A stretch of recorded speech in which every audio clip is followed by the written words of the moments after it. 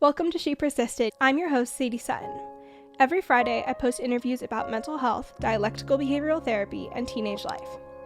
These episodes break down my mental health journey, teach skills to help you cope with life, and showcase testimonials from individuals, including teens just like you.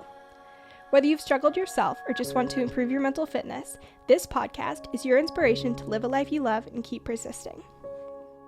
Hello, and welcome back to She Persisted. I am so excited for today's interview with Eileen Kelly. We connected after I heard her on Call Her Daddy because she also went to McLean Hospital, and she was the first podcaster that I encountered that had also been to McLean and was sharing her experience and being so open and vulnerable and transparent, and she loves DBT also. And so I was like, this is the most insane thing. I have to have her on the show, and this interview does not disappoint. We talk all about her journey, we talk about DBT, we talk about all the work she's doing with Going Mental and Killer and a Sweet Thing, which is an online comprehensive resource all about sexual health, pleasure, and identity.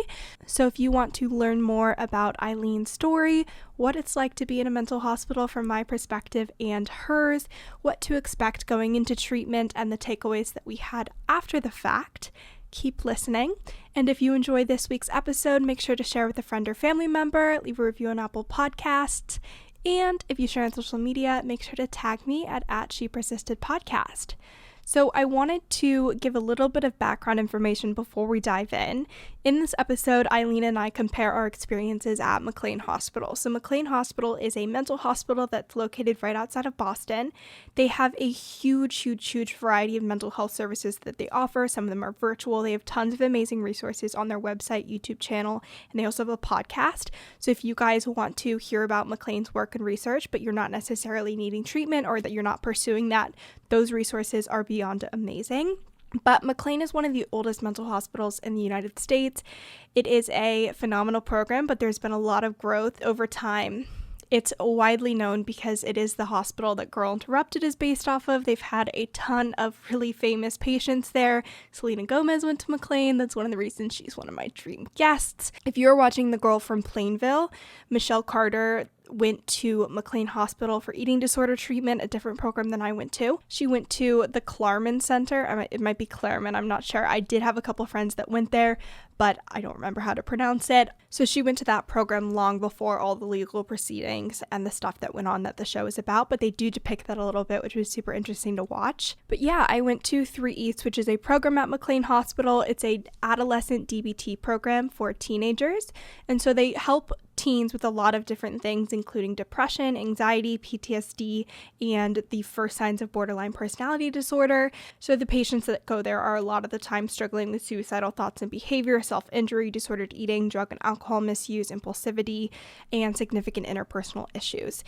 3 East McLean Hospital was what saved my life. It's what changed my life. I was there for 14 weeks. I went in being suicidally depressed, struggling in every aspect of my life, whether it was like sleep, nutrition, relationships, routine, habit, my education. Anything and everything you can imagine was falling apart. I had been hospitalized 4 times. I had tried every single possible resource locally, and things weren't working. And so my parents researched as much as they could to find a program that could help me with my struggles with depression and anxiety, and they found 3 East. And I couldn't be more grateful that they did and that the 3 East team was willing to help me and take me on as a patient because, again, it changed and saved my life. So that is the context there when we talk about McLean. When we say 3 East, Eileen did not go to 3 East, but she went to the adult equivalent program. So we kind of compare and contrast what that's like. But yeah, it was really interesting to connect with someone that had also gone to intensive treatment at a similar location, compare our experiences, talk about what worked and how it's helped years from them. She's 2 years out from discharge, and I think I'm 4 or 5 years at this point. So crazy how time flies. But if you are interested in learning more about 3 East and McLean, there will be links in the show notes. Again, amazing resource for teens struggling with depression and anxiety that need a higher level of care. The online resources are unparalleled. And I don't think I mentioned this, but McLean is a Harvard Medical School affiliated hospital. So all of their work is done with and through Harvard. A lot of their researchers, doctors, professors are also working at Harvard. And so you are getting the best of the best treatment, the newest, best, most evidence-based research. Everything is done with compassion and care and experience beyond all else. So can't speak highly of this enough. super interesting and fun conversation, and I hope you enjoy listening. Thank you so much for joining me today on She Persisted. I am so excited to have you on the show. Thank you for having me. I'm excited to do this. Yeah. So I found you through Call Her Daddy and listening to your experience about McLean and then your entire journey. And then I started listening to your podcast, and it was the most crazy thing because I never found anyone in the podcasting world that had been to McLean and was talking about their journey. And it was so interesting to see the parallels and the differences. So I'm really excited to dive into this and hear about your experience and your journey, because I think there's just so much insightful and interesting information that's helpful to people. So starting off, what was your McLean experience like? Starting with advocating to go, which obviously is a huge step, and then all the way through to the end to transitioning back to normal life. Yeah, so, oh my gosh, I discharged almost 2 years ago, Wow. to the date, probably in like 1 month. And I decided to go just because I was having a really difficult time managing my stress and just life and work. I actually had to take time off of work. I just could not manage it. And I knew I needed a higher level of care. So I was seeing a therapist multiple times a week. I actually entered into an outpatient program in New York first. And I was just like, holy shit, I need something more. I need to be like living in a program. I need to not have my phone. So I really had to advocate for myself and kind of ask the clinicians at this program I did in New York, saying like, where should I go? So they gave me a few different options in the country. And I just thought, if I'm going to go away, I might as well, and I can afford it, I might as well go do the best program I can. Yeah. Like, I don't want to half-ass it, you know? Yeah. So there was a program that I could have done that was like 30 days, and it's like an hour outside of New York. And I'm like, listen, I don't want to go and do that, and then God forbid I feel like it doesn't work, it didn't help me.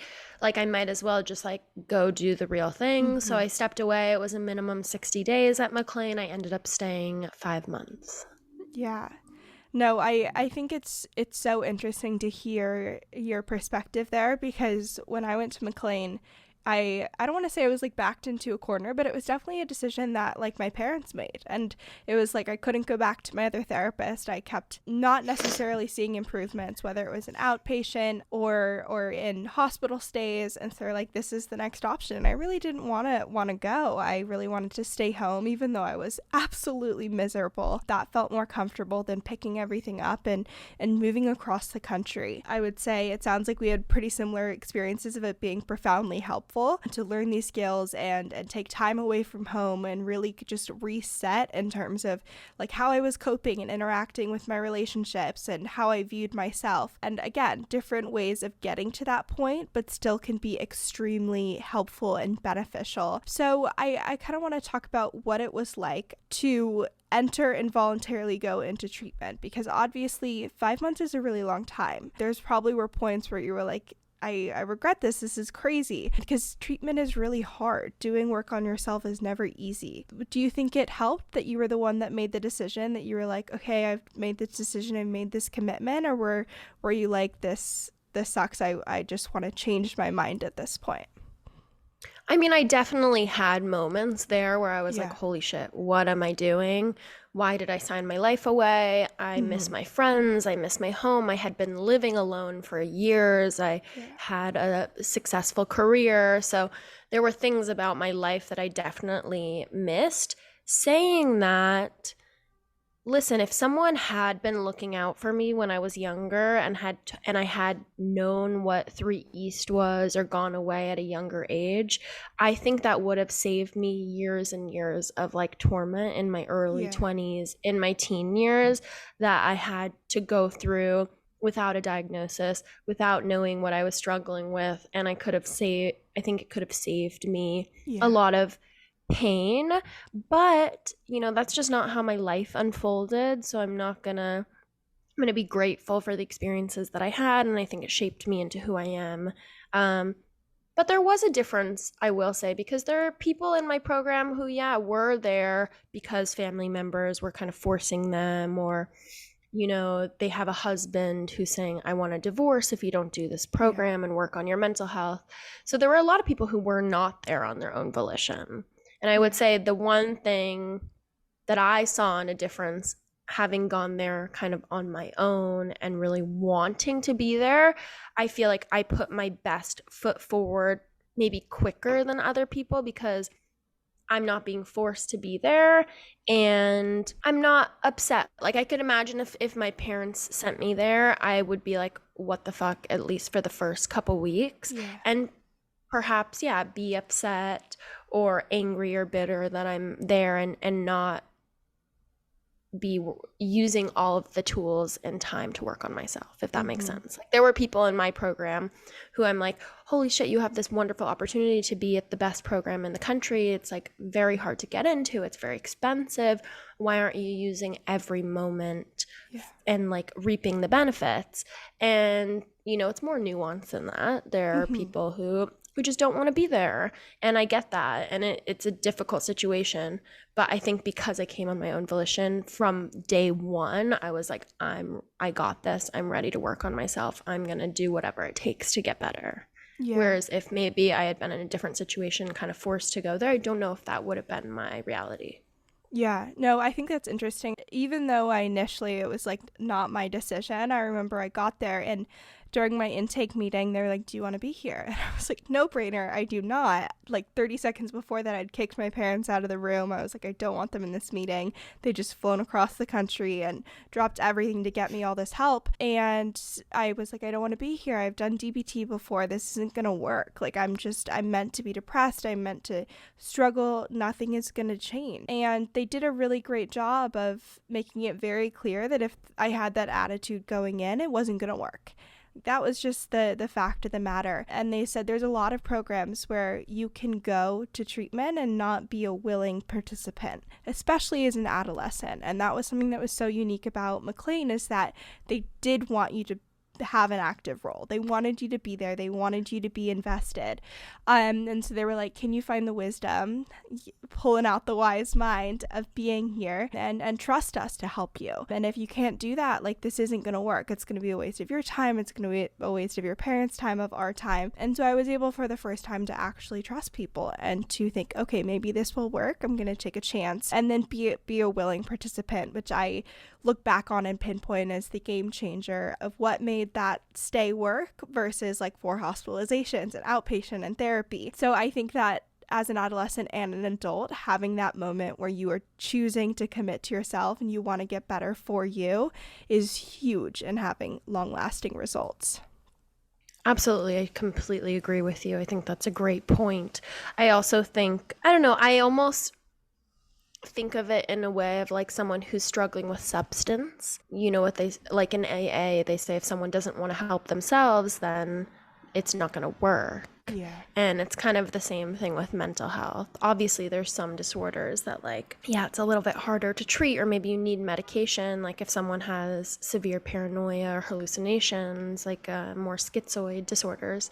But in terms of like personality disorder and mood disorders, I feel like, you have to want to change. You have to want to improve your life to have a life worth living.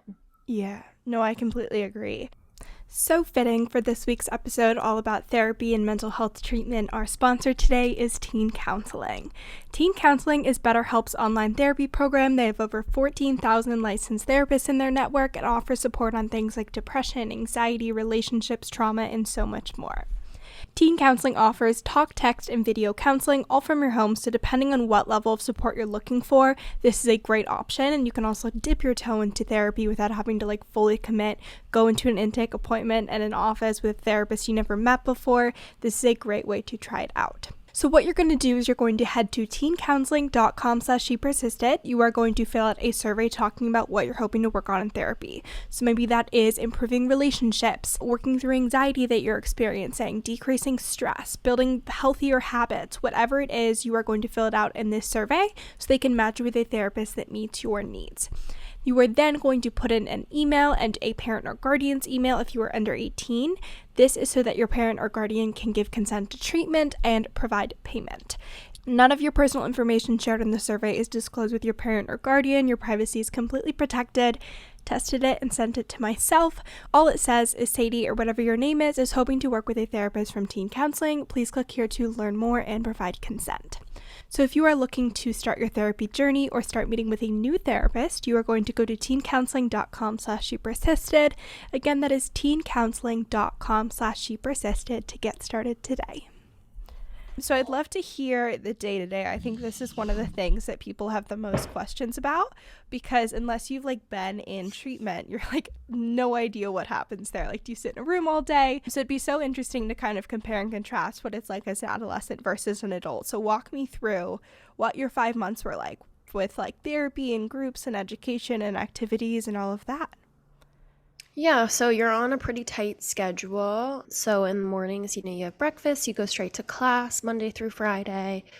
You're doing, during the morning and early afternoon, it's either group therapy, different types of group therapy, or psychoeducation. So that's where for listeners, you're learning about different personality disorders. What is depression? How does it show up in the brain? So then, we would have a study hall in the afternoon because we would have a lot of DBT homework. So dialectical behavioral therapy for people who are listening, which is a type of behavioral therapy. So instead of CBT or cognitive therapy is all about changing your thought patterns, DBT is more about behavioral change, as well as accepting kind of your current circumstances. Yeah. And so, I would have a lot of homework. And then in the afternoons, you would see your primary therapist twice a week.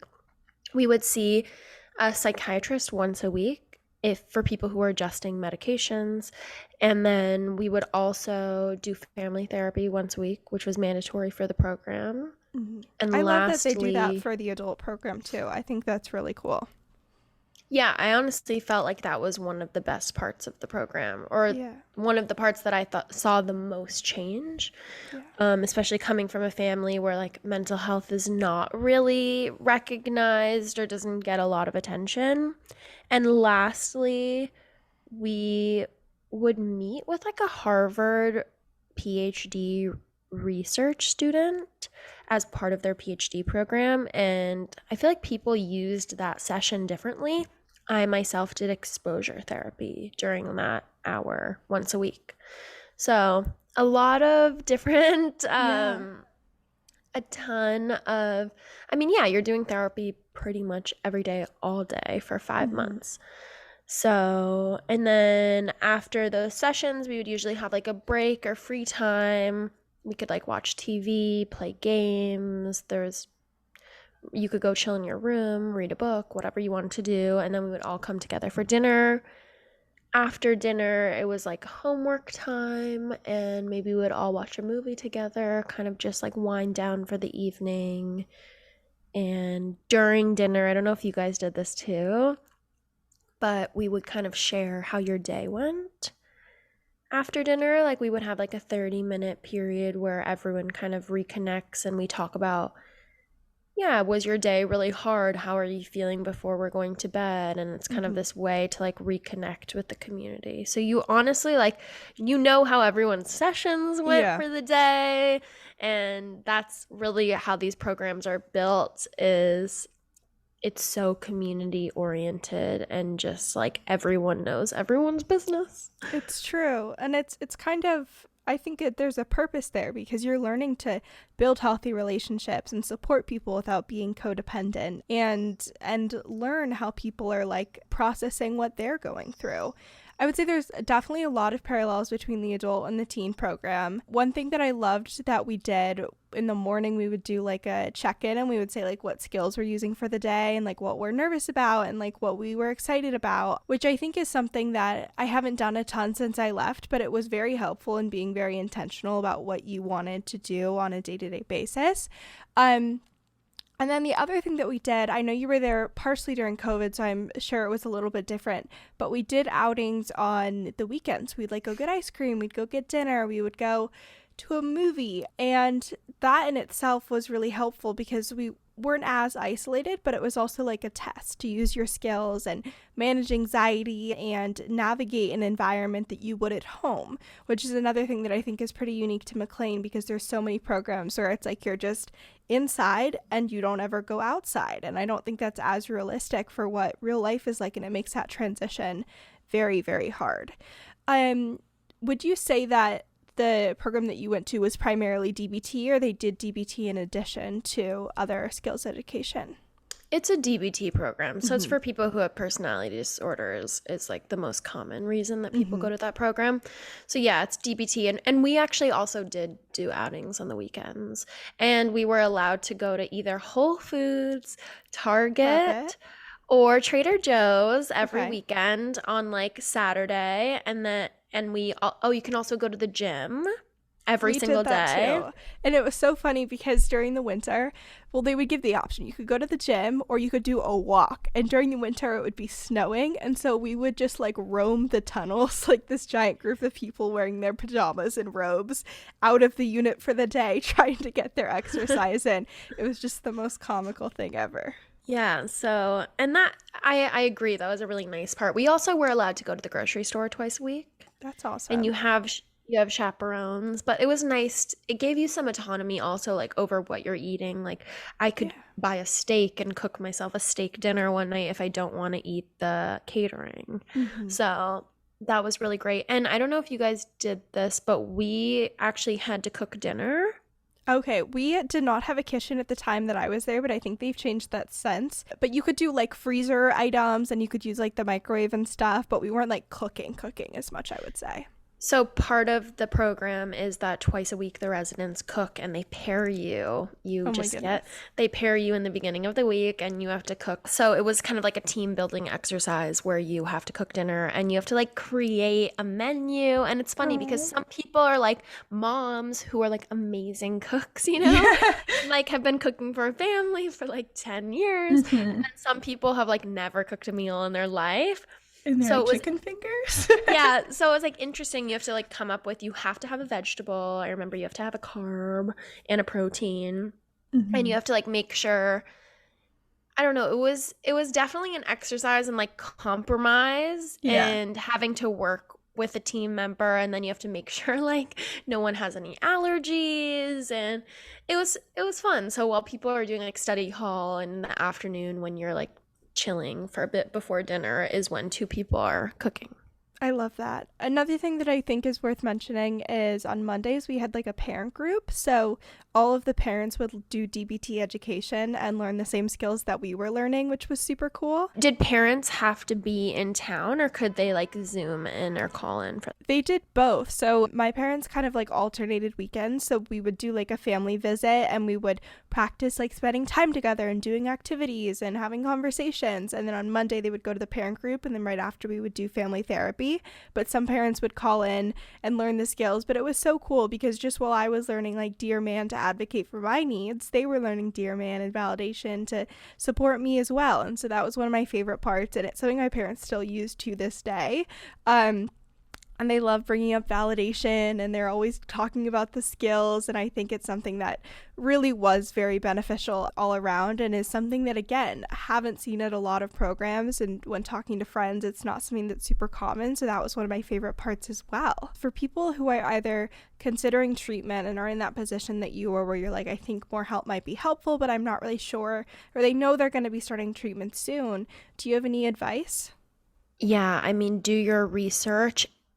It's difficult to give advice because, like, I, for example, was on my wit's end. Like, I wasn't eating, I wasn't sleeping. Like, I was really, honestly, very sick. So it was a lot to ask of myself to do intakes, to do the research. So sometimes that's, like, not a viable option. Yeah. So I would say ask for help if you can.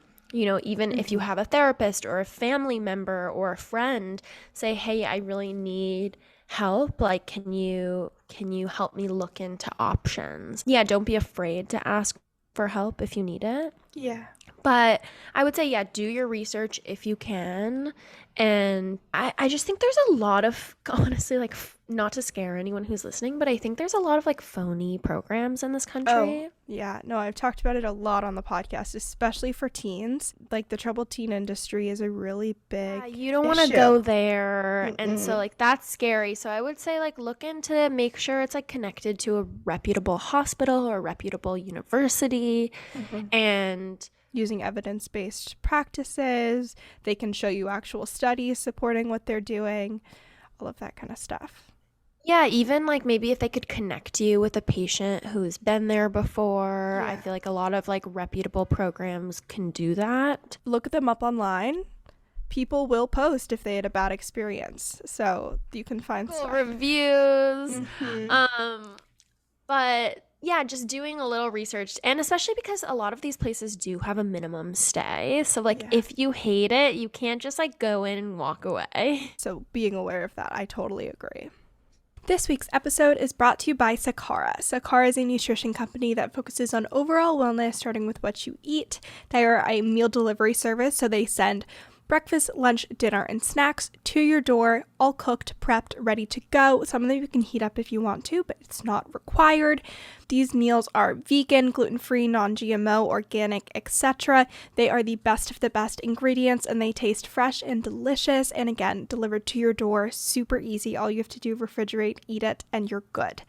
They also sell a ton of wellness essentials. My favorite is their sleep tea. It's the perfect addition to your nighttime routine. It has lavender and chamomile in it, and it just gets you ready to wind down and get a great night of sleep.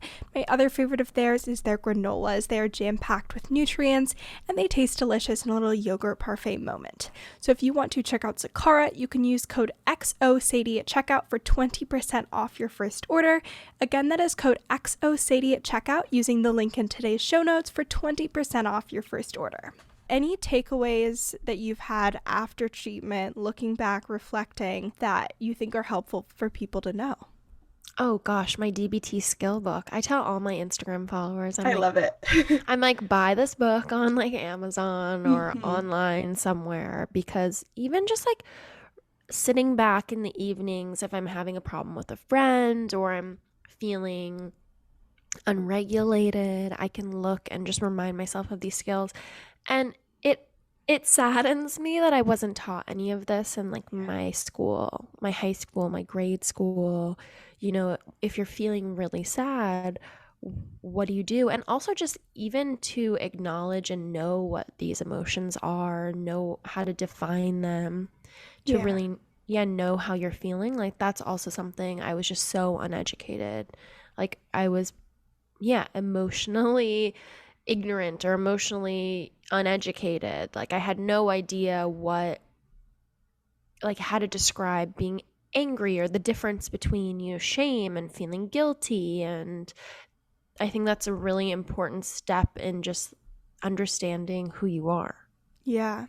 Something that I remember right after treatment, which I'm wondering if you experience as well, is leaving the DBT bubble. I would get so annoyed that people didn't know DBT skills or they weren't as skillful, or I was like, why aren't you using a deer man? Like, guys, wise mind, like what is happening? And I thought it was just funny going from an environment where every single clinician and staff member and patient was using these skills, and then going to the normal world where couldn't be further from the truth. Was that something that you realized right after you left? Yeah, I mean, I had a unique experience because I left into the height of COVID. So I went home and like the whole world was on pause and everyone was on lockdown. And I moved back in with my dad for a couple months. And I feel like we didn't even really leave the house. And like no one I know was leaving the house. So it wasn't like I was thrown back into the normal like world that I was used to. Like everything was at a completely different pace. But I've definitely had moments, or even just seeing a friend going through a really rough breakup, and I'm like, if only let me teach you like these skills. So after you left, you started a podcast to talk about your journey, and you interview a bunch of individuals about their experiences with mental health.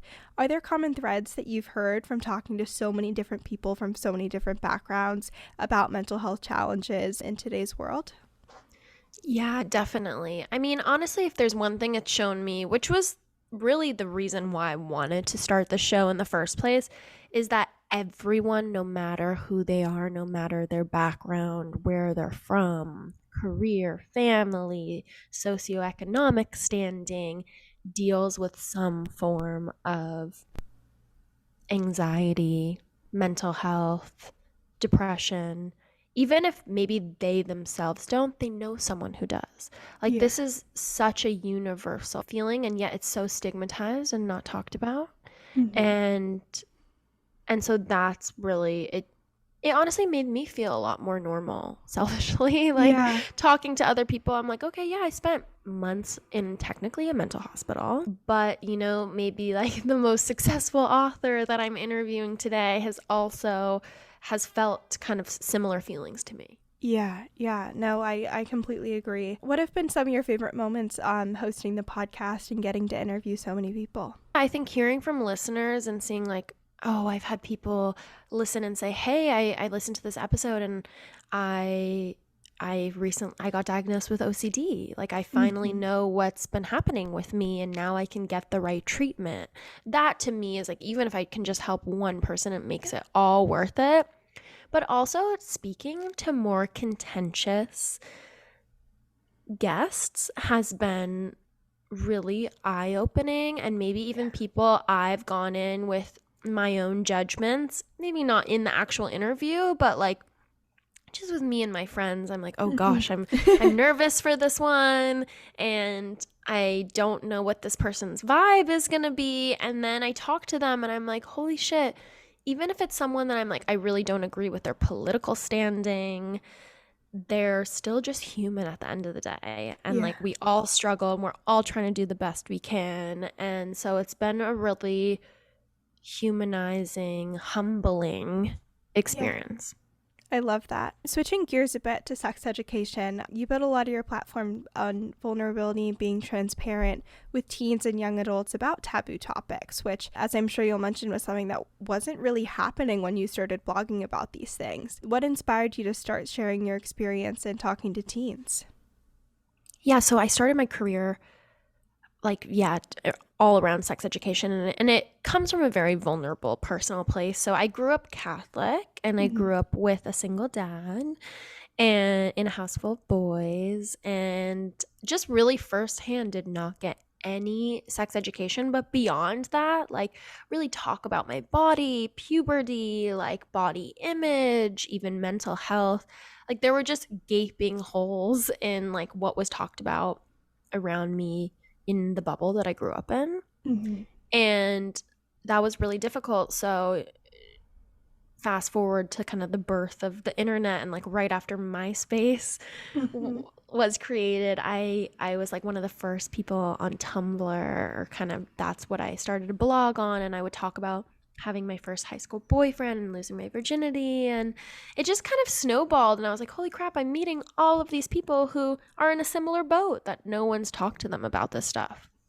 So that's where it was just this really organic process of just sharing my life online. And then I said, hey, you know, I could really do something with this, or this could be my job. So I created my own website, and I had a bunch of people who wrote for it, and it became a whole thing. And I did a program in San Francisco where I got an associate's degree just in sex ed, and I really worked in that field for a while until my mental health started to unravel, and that's when I went to McLean.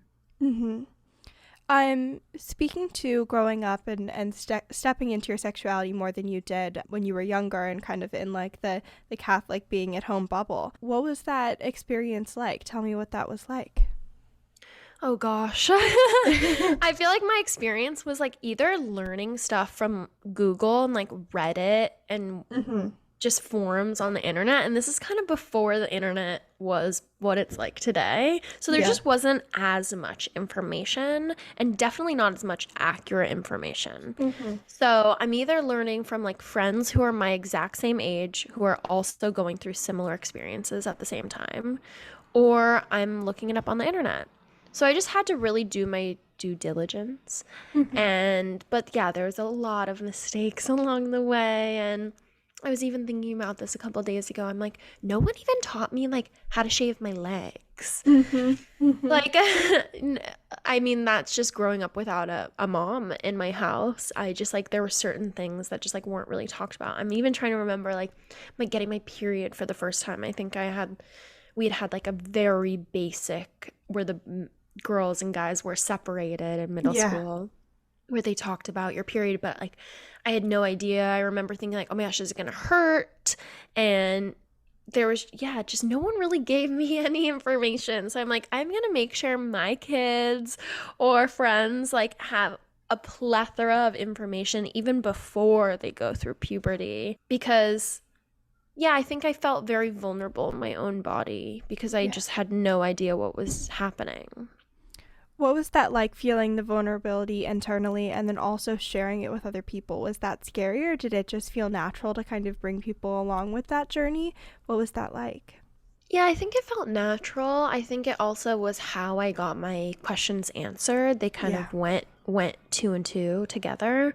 So, and I was meeting other people who were, in a similar boat. And then as I learned things, like as I learned how to put a tampon in, I would then teach my friends and I would teach people on the internet. So like I said, it was organic. Yeah. Are there a couple of pieces of advice for teens that you wish you would have known as a teenager or a young adult? Yeah, I wish someone would have practiced or talked to me about consent and saying no, and that like any, not even sexual, but just like in the work environment and school environment, that you have agency, and just to like become comfortable with having boundaries. Honestly, if someone just had talked to me about boundaries. I think that's huge, and I think it's something we're starting to talk about more in schools, and it's something where there's still a lot of room for improvement. I'd love to hear your thoughts on TikTok, because I think that's one of the most central forms of information that teenagers are leaning into. Do you find it to be helpful? Are you like, this is great, people are sharing so much? Or you're like, there's just so much being thrown at people, it's overwhelming? What's your perspective there? Yeah, I mean, I think it's definitely easier to meet people who are going through similar things, and I think that's awesome.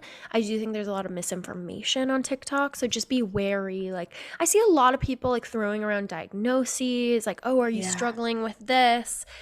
And then they'll list off stuff, and it's like not therapists, or I don't know, to be giving out diagnoses makes me a little like wary. But overall, I think it's a great tool, and if you yourself can kind of limit and not get absorbed where you're spending like 12 hours a day on it, then I think it's great. I completely agree. You are about to come out with season 2 of your podcast. Where can people follow along and connect with you and make sure they are subscribed for when that drops? So it's called Going Mental with Eileen Kelly, and you can find it on Apple, on Spotify, really anywhere you find a podcast.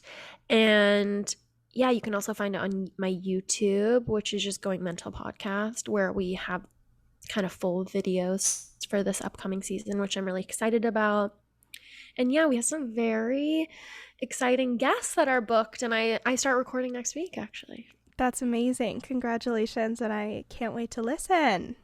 Thank you so much for having me on, and I'm excited to listen to this. To recap this week's episode, Eileen and I sat down and talked all about our different experiences at McLean Hospital as an adolescent versus an adult, what it was like to navigate intensive treatment, learning DBT skills, what the day-to-day looked like being in a mental hospital, advocating for yourself, our takeaways post-treatment, and also Eileen's career in sex education and blogging before that. We also touched on her podcast, Going Mental, where she sits down with some amazing individuals to talk about their mental health journeys and her takeaways from those interviews. So if you enjoyed this week's episode, make sure to leave a review on Apple Podcasts and Spotify. I'm doing a huge giveaway when we hit 100 reviews on Apple Podcasts. At the time of this recording, we're at 94 reviews, so we're super close, and I can't wait to share that with you guys. To make sure you know when the giveaway goes live, make sure to follow along on Instagram at @ShePersistedPodcast.